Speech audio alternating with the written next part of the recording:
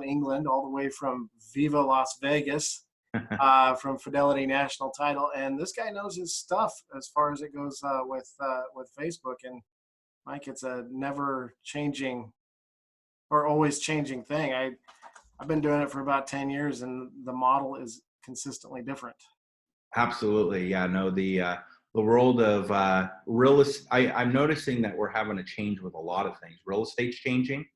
And you guys are on the forefront of some of those changes with iBuyers and technology type institutional buyers, and social media is changing all the time. And our industry, our title and escrow side is having some changes as well. So a lot of change in the air. So talk to us about farming on Facebook. Yeah, so as you know, title companies have been really big on farming for years, and traditionally the way it works is you request your farm list, and it comes with name and addresses, and you would take that campaign and load it up into something like a core fact or whatever, postcard campaign that you're running for direct mail, every door direct, that kind of thing. And you would blanket a neighborhood with those mailer pieces. The issue that we run into with mailers is that, especially for agents that don't have a brand or have not established a brand in the neighborhood, so they're kind of brand new to doing that, the cost is incredible, right? A huge cost to that. I know like you guys do a lot of farming, but you've built that brand up over time in several different ways. And so what happens is if you have a smaller budget and you can't compete with the Klaus team, for an instance, you have to find different ways of going about farming that neighborhood that is more cost efficient and might provide some different results. And so that's where Facebook has been an incredible resource for being able to target neighborhoods specifically. But even in the recent months, that has changed on what that looks like and how to do it. So yeah, I mean, so really to jump right into it, the big change is that Facebook had a change with how many demographics you could go after. So you used to be able to do a drop pin in a specific neighborhood, and you could say people that, according to their income, their relationship status, you could even do renters versus homeowners. I mean, it was awesome. They even had a criteria that likely to move was always nice too. Likely to move. Yeah. The likely movers. That was kind of, I call it the, if you're familiar with like a smart zip or an offers, it was like having that data available to you that you wouldn't have had otherwise. And you could do that easy with Facebook, and it was a lot more cost efficient. But they took all those away. I mean, we had it made in the shade as far as real estate targeting. Now the minimum has to be at least 15-mile radius from that drop pin, and you no longer can target any of those things that I listed, like income, likely movers, homeowners, renters. Really, there's about 30 to 40 interest-based things you can target. According to, like, if somebody liked the Zillow page or Facebook page, or they liked the realtor.com page. So there's some of that you can do, but it's not nearly as strong as it once was, but there are some new strategies that you can do to kind of combat that. So what have you been doing to combat that? Yeah. So the big thing is I've been having, or I've been seeing a lot of the agents, especially the more techie agents and agent teams out there, have been loading, utilizing the custom audiences. And so if you're going for pure branding, not necessarily lead generation, but you're warming up your farming opportunities or your prospects that are in that farm, you can use custom audiences to do that. So you take that list you get from your title company, and you can upload that list directly as a custom audience. So when you're in the ads manager and you hit, and you're in the demographic or the ad set level, you can hit create new, and it will say custom audience, and you can upload that CSV or Excel file directly into Facebook. And then, so if they use that same email address to log in, then they'll be seeing the ads, which is yet another reason why when we're phone prospecting, we want to get those email addresses. Exactly. So you can actually target a custom audience even without the email and phone number. You could just have John Smith in this zip code or in Mesa, and it's going to target all the John Smiths essentially in Mesa. There may only be 5, 4 of them probably care less about your ad. But it does like a reverse lookup, kind of like a skip trace reverse lookup Facebook has. Their artificial intelligence is second to none, them and Google. So they have the ability to look up information with very little. So as little as a first last name in a city or first last name in a zip code, it will do a reverse lookup and find that person. The rate at which, or the percentage of that information being more accurate, is going to go up dramatically higher when you do have a phone number or an email address. Even if it is not their email address to use with Facebook, it will still be able to track and reverse look up that email address. And you could do multiple phone numbers as well. So, I know like Kenny, it uses one of the programs they use. They give you several different phone numbers. You can upload, I believe, up to like it's either 3 or 5. I don't remember if it's 3 or 5, but somewhere in between 3 and 5 phone numbers to be able to get a more accurate result on your custom audience. So if agents are on Facebook, let's talk about their personal profile. Yeah, they could just post about anything. That'll work for farming, right? Yeah, well, the thing about social media, I remember years ago when I used to teach social media classes 10 years ago for a Chamber of Commerce group, and I remember when business pages first came out, the big deal was keep your personal on your personal and your business on your business, and you would have like all these different rules that different marketers would teach, and one of the things I quickly realized is that there is nothing on Facebook that is specifically, that personal crosses the lines on the business side, personal. So whether it's a personal account or a business page, people are going to want to know more about Scott. They will buy into you and your personal marketing brand before they will ever decide to use you as their realtor. And so I think that the idea of, well, I'm going to keep my personal separate and my business page is going to have all my business posts. I actually think that your business page will probably be too stale and boring, and your personal, nobody will remember that you're actually in real estate. And you won't be able to drive referrals. The best use of farming, or the best use of driving more of your sphere of influence or referral based marketing, is actually going to be from your personal account on Facebook. You will drive more referrals that way, but you do have to still talk about real estate on that personal account. In Nevada, we have specific rules to where, and I know that Arizona's a lot looser with their rules, but I know in Las Vegas, if we post, you have to post your business stuff on your business page first, and then share that post over to your personal. Okay. So that's a rule that we have to abide by.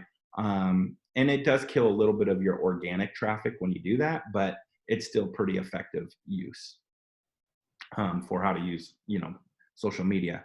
Yeah, and I think every state is different. Some states, it's just, wherever it lands, it needs to be above the fold, your brokerage and things like that. But just knowing what you have to do in your state. Yeah. We like to do for our agents on our team, usually about 5 to 6 personal posts for every business post. We find that people like you generally, if they're in your sphere, they like you because they like you. Yeah. And if you pepper in enough stuff with your family, and then post the real estate stuff, then they're okay with that. But if it's all real estate stuff, you might find yourself being unfollowed or unfriended. Yeah, no, exactly. And I've even seen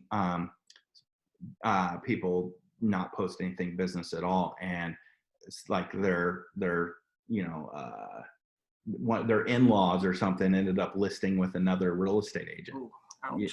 Yeah. And in today's day and age, with all these, everybody's competing for your database. Your database is actually very accessible on Facebook. There's some tricks you can do where you could actually tap into other people's databases based upon friends of friends. You can market to friends of friends.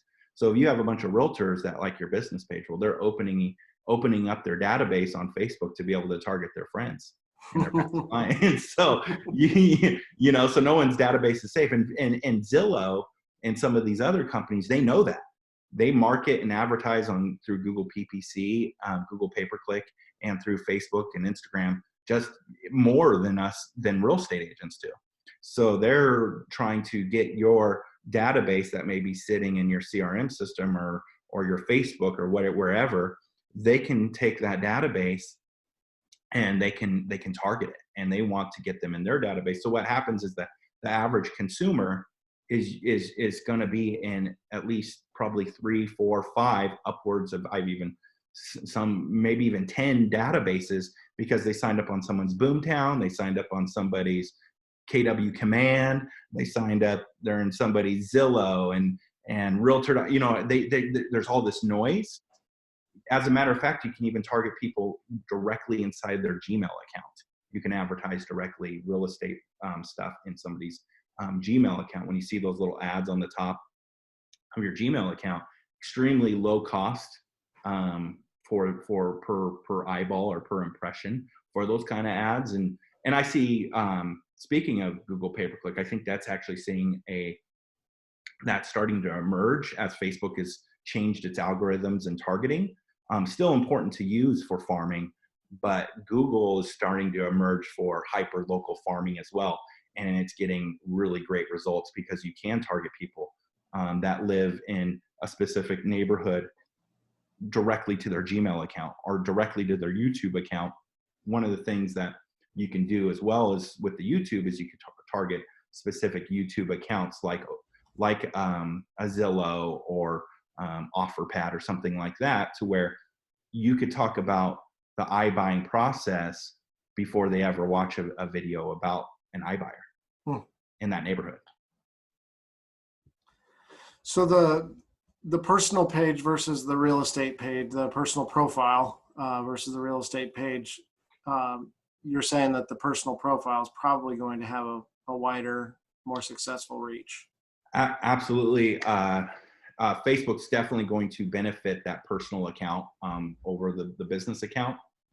With that being said, you still want to have a professional presence, so business page is important. You also need a business page in order to run Facebook or Instagram ads.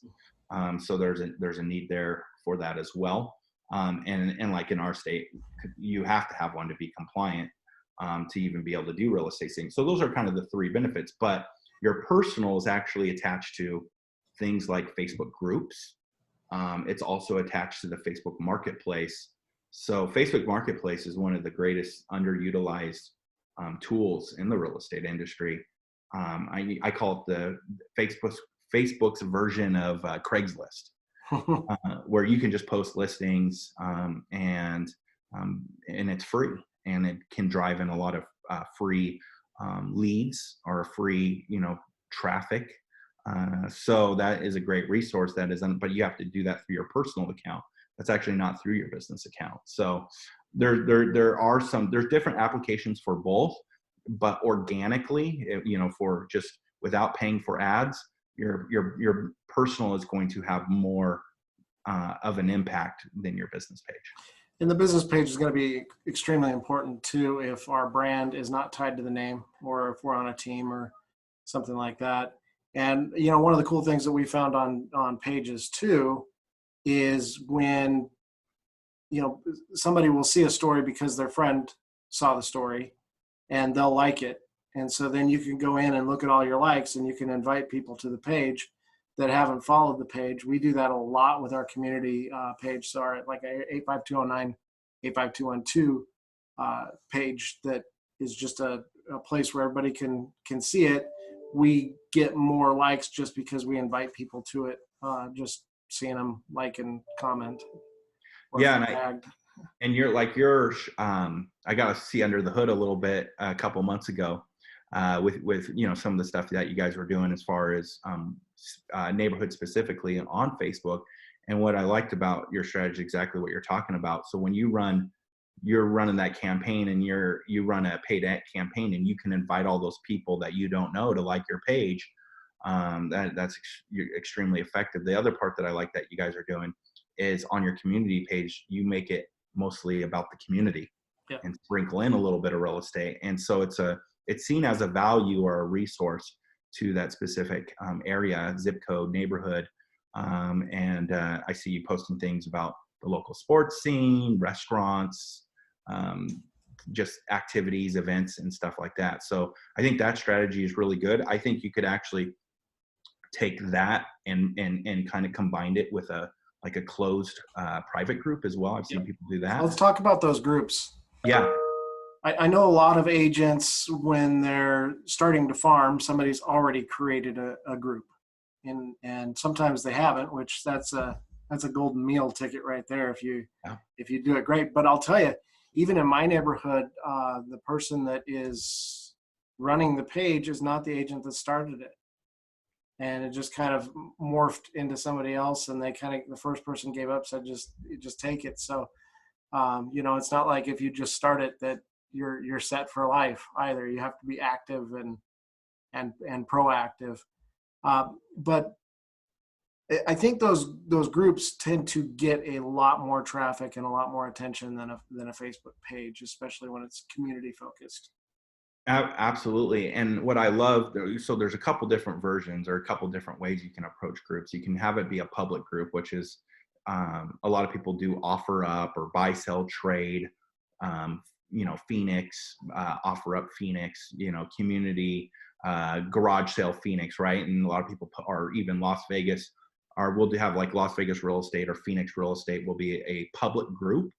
And public groups are, they can be good for driving some traffic that way. But I also love exclusive private groups, and where I would utilize something, especially, for farming towards a neighborhood, is where you, in this private group, maybe you have a bunch of prospective buyers or agents that live in other markets that have clients that they sometimes refer to you, and you use that private group, and it's invite only. So it's a little bit of a smaller number, but what you're going to get, what you see when that private group is like under 100 people, you could see who's looking at your posts, even if they never like it or comment on it. And I like that part. So I know how engaged people are and they're seeing my stuff.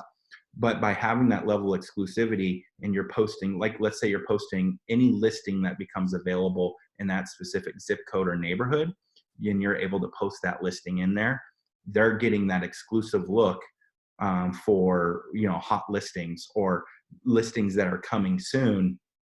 I don't know what the rules are as far as pocket listings or double siding.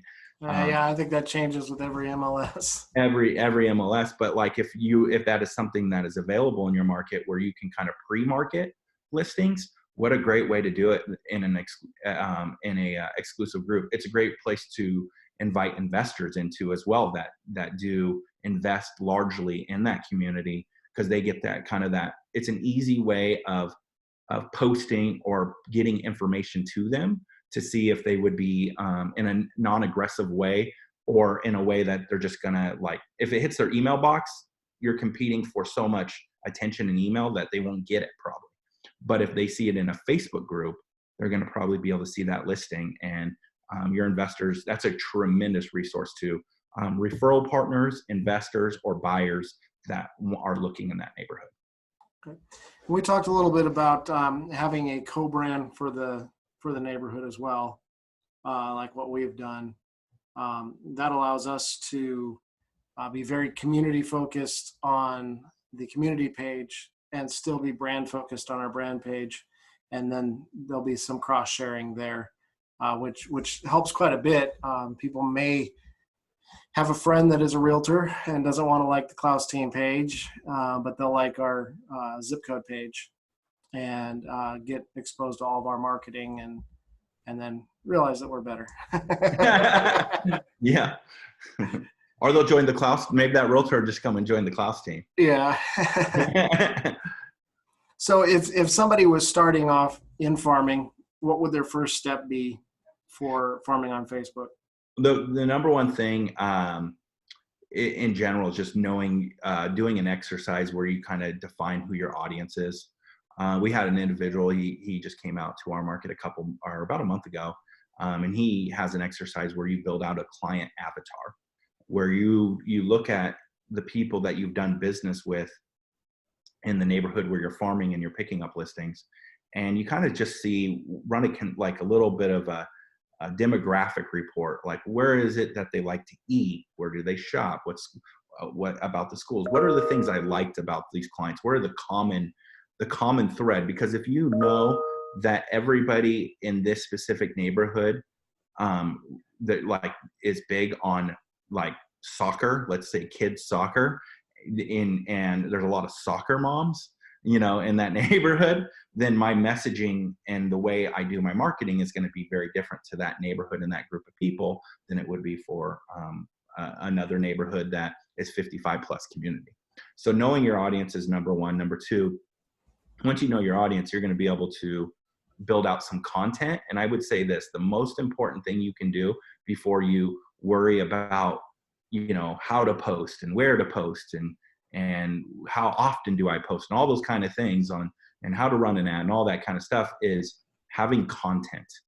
A lot of real estate agents want to jump to the result, but they haven't put in the work of building out content. And the best content you can do once you know your audience is to create videos around that community. What are the local restaurants? Who maybe interview a local teacher or a principal, or interview, a local police officer, or talk to, or do a little market report where you're on video and you're talking about the market for the month of October. That kind of stuff is really important, that you can start building out content that's very specific to that neighborhood. That's going to stand out among real estate agents that don't do that and that are trying to compete with you in that neighborhood. Those videos stand out in the feed so much more than static images or just text. Absolutely. And the cool part about the video is not only can you upload that into the Facebook and Instagram, you can load that into YouTube and things like that. I know you guys have been more active yourselves on doing that kind of YouTube and digital side of the marketing with video. That's huge because people are going to, what separates you from anybody else is when somebody can watch a 60-second or 2-3 minute video and they buy into you. They buy into you as the person versus just, I'm a real estate agent with 20 years experience who's sold over 1,000 homes. Nobody really cares. They want to do business with somebody that they go, you know what, that's a very likable individual. I like the way that they do business. I've watched several of their videos. Super important. Which is huge too. So because the way, Facebook works is if they've engaged with my material, they're going to see a lot more of my material. Absolutely. So if there's a video that they connect with, that they start watching, they get, the majority of the video or past the 3-minute mark, and all of a sudden they're going to start seeing more of our content. Absolutely. And the video is the best conversion tool out there right now. I mean, door knocking, whether you're door knocking, doing open houses, you're doing cold call prospecting, you're doing online lead generation through social media or Google pay-per-click, no matter what your top of the funnel approach is, how you're trying to funnel people to, you have to have something that's going to kind of get people away from just kind of, looking around and curiosity. You got to get them off that, and you got to get them into buying into you. And the best way to do that is exactly what you're talking about. The more they watch your videos and the longer they're engaged with your videos, the more they're going to be bought into you. So video is the best conversion tool that's out there right now, in my opinion. I mean, there's tons of ways to prospect and generate opportunities, but the best way to convert those opportunities is through video. So Facebook is getting older by, who's using it.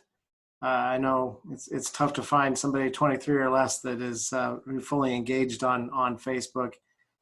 So as far as meeting sellers, it still tends to be a pretty good medium, but for buyers, What other networks do you see being successful in meeting with buyers and down the road with sellers? Yeah, I think that specifically for buyers, those first-time millennial home buyers, they're going to probably spend more time on Instagram. And you're seeing that a lot, especially in the last probably 12 to 18 months. You're seeing that as a very common thing.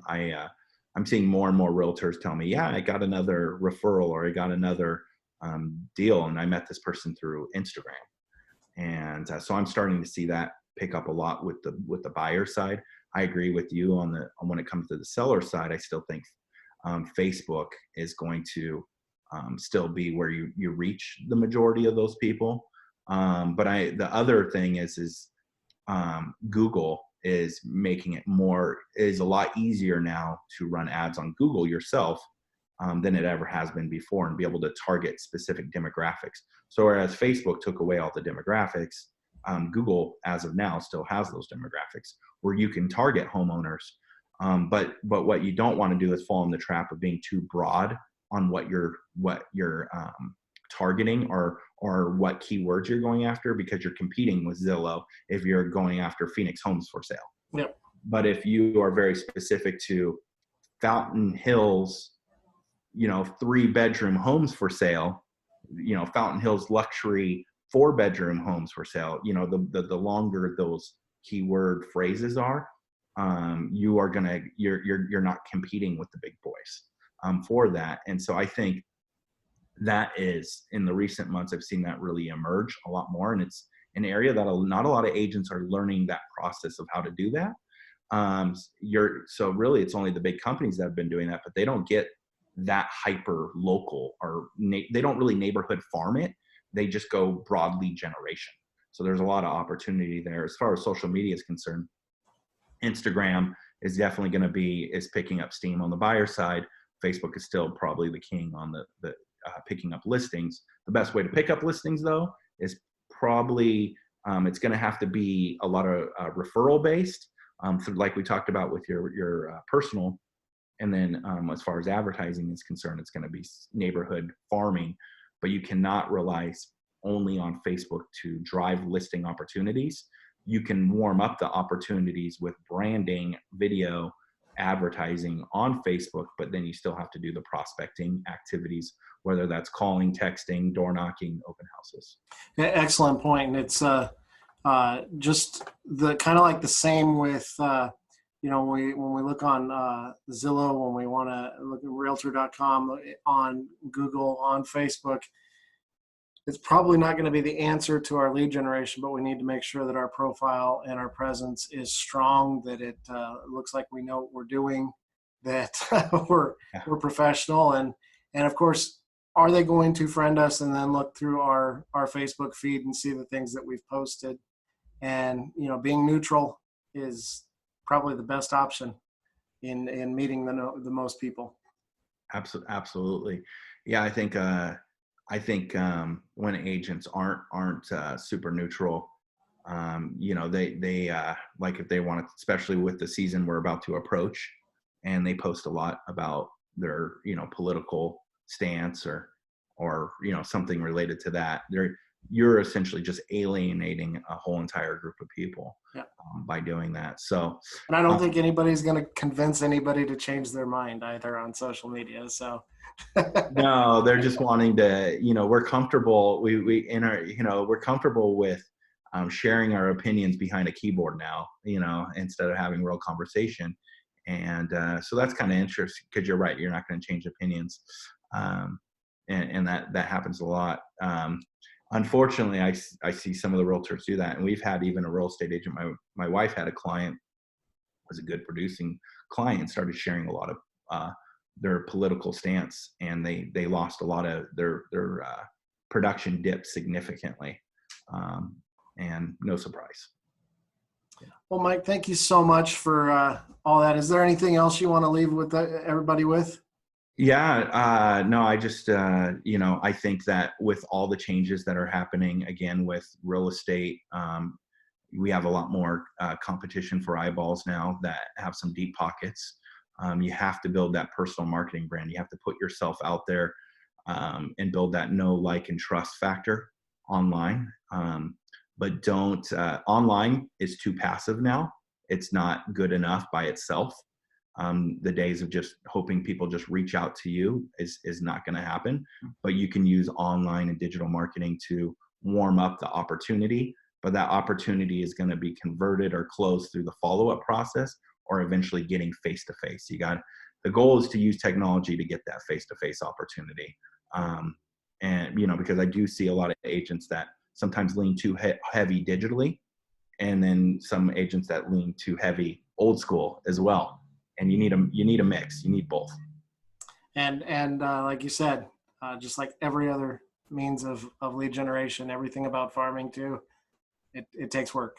You can't just put out a shingle and wait for everybody to come. Yeah, exactly. Well, thank you so much, Michael. I really appreciate it. Cool. Thanks, Scott.